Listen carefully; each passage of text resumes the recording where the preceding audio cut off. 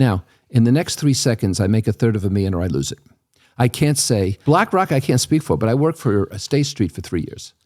And I found them to be a wonderful, wonderful company. I went around the world for them. They had, at the time, operations in Australia and in Hong Kong and in London, and I think I found myself in Liechtenstein at one point. My wife and I went around the world with them, it was the biggest single project I ever sold. And I had worked with lower level people there who were buyers, but they said, for this project, it was $1/3. You have to speak to the CEO.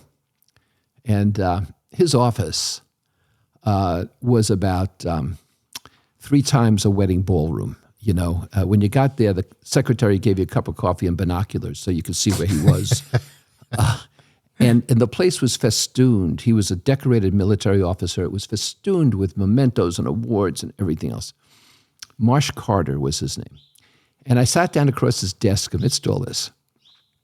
And he said, so you're the consultant? I said, yeah.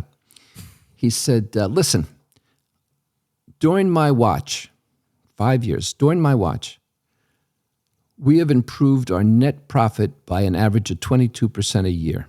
Wow. How the hell can you help me? Now, in the next 3 seconds, I make $1/3 or I lose it. I can't say, oh, Mr. Carter, you've done a great job. We all admire it. I'm out, So I looked him right in the eye and I said to him, how do you know it shouldn't be 34%? He looked back at me and he said, you're hired. And what you need is what I call the courage of your talent. You have to be in the moment and you have to be willing to take a prudent risk. And that was a prudent risk. But that's the only thing that would have concluded this in my favor rapidly. Where does your clarity come from? I'm a reductionist. I try to get everything down to the simplest possible level. And a lot of my coaching clients have told me that I can see things more quickly than they can. My therapist told me once, I created a set of pipes only I can play, which I like the metaphor. And so I don't let my mind get involved with tangential stuff and peripheral stuff. I just focus on what's going on. And I say to myself, okay, what's the quickest solution here? It's Occam's razor. The quickest solution, the easiest solution is probably going to be the most effective. One question about you saying, how do you know it shouldn't have been 34%?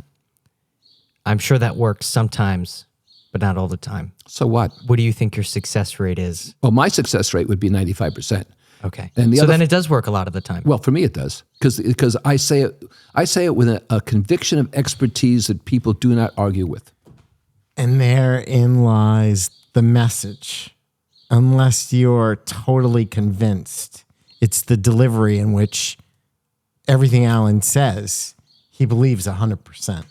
See, if you think the interpretation of a line by a great actor versus a not great actor, here's the difference. If I had said to Marsh Carter, well, it could be 28%, or it could be anywhere between 30 and 80%, I'm out of there. You have to say something so the person respects you.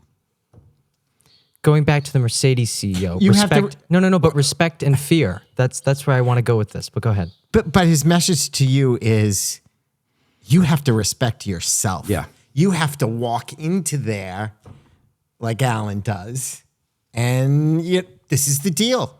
Own the room. But not from 100% sincere. This is really what you're getting. I have no attachment to whether we work together or we don't. It has to fit for me as much as it's going to fit for you.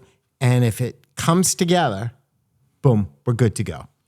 I used to drive Ferraris, and I had to go down to Mercedes from Rhode Island. And I said to my wife, I'm going to give the Ferrari a run tonight. My wife says, you can't park that car in their parking lot. I said, yes, I can. Sure, I can. And the visitor space, I said, is right in front of all the windows. She says, you can't. I said, well, just stop worrying about that. You select the houses. I'll decide what I drive. So I parked it right in the first visitor spot. Guy comes out.